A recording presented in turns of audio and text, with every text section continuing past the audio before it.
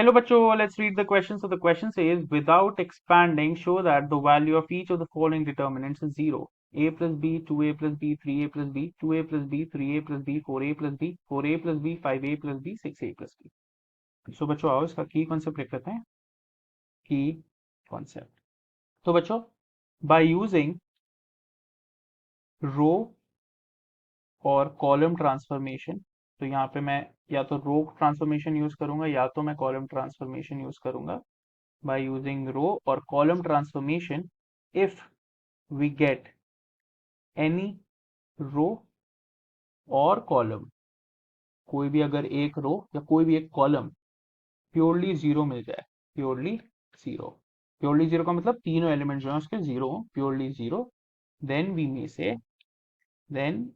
may say the value of determinant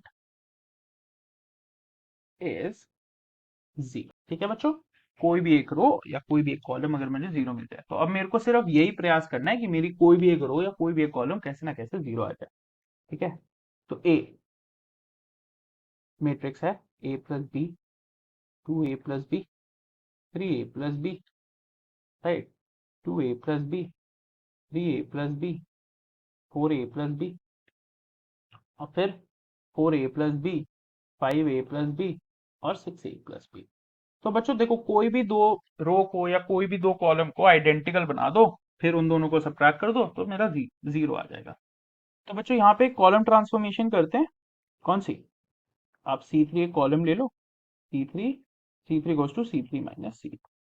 तो देखो ये क्या बन जाएगा, ये बन गया दिस. C3 पे करना है तो C1 C2 पे कोई चेंज नहीं, तो a plus B, 2a plus B, 4a plus B, और C2 भी as it is 2a plus B, 3a plus B और 5a प्लस बी. ठीक है, अब C3 माइनस C2, तो 3a में से 2a गया, फिर बचा a, और b में से b गया, तो वो जीरो ही हो गया. और वैसे ही ये भी है और ये भी है. ठीक है बच्चों, अब देखो मैं क्या कर सकता हूँ. What I can do, I can also apply now एक और कॉलम ट्रांसफॉर्मेशन ही करते हैं. Apply C2 goes to C2 minus C1. ठीक है, फिर C2 माइनस C1 को करते हैं.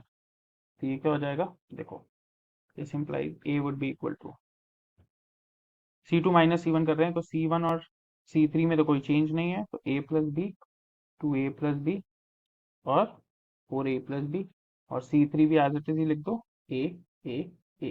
अब C2 minus C1, 2a plus B में से a प्लस बी खत्म हो गया, तो बचा a. सिमिलरली ये भी a और ये भी a. अब देखो C2 और C3 एक आ गए, बिल्कुल इक्वल है, तो एक और कर दो row column transformation, C2 goes to C2 minus C3. बिल्कुल खलास, ये हो गया a प्लस बी, बिल्कुल खत्म हो गया बच्चों ये क्वेश्चन. 2a प्लस बी और 4a प्लस बी, ये हो गया जीरो, ये हो गया जीरो, ये हो गया जीरो, और ये ए. तो देखो पूरा एक प्योरली जीरो मिल गया, therefore we can say a determinant की वैल्यू है जीरो.